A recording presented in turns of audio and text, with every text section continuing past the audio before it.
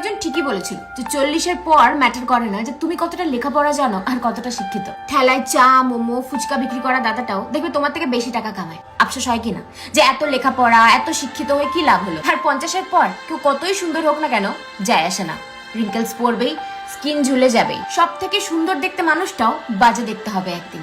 তোমার মনে হবে যে সৌন্দর্য দিয়ে কিছু হয় না, কারণ এটা চিরস্থায়ী নয়। আর 60-এর পর তুমি কত বড় ইনফ্লুয়েন্সিয়াল ব্যক্তি হও না কেন, তুমি কত বড় পোস্টেই ছিলে না কেন, সেই অফিসের দারোয়ানও তোমাকে আর পাত্তা দেবে না, কারণ তুমি আর পাওয়ারফুল নাও।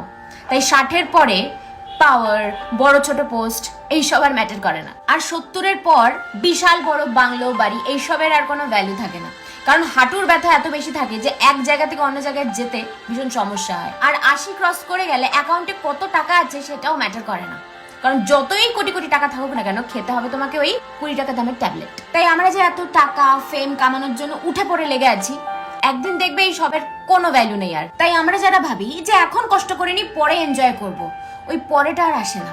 তখন হয়তো টাকা আসবে কিন্তু হাঁটুতে জোর থাকবে না।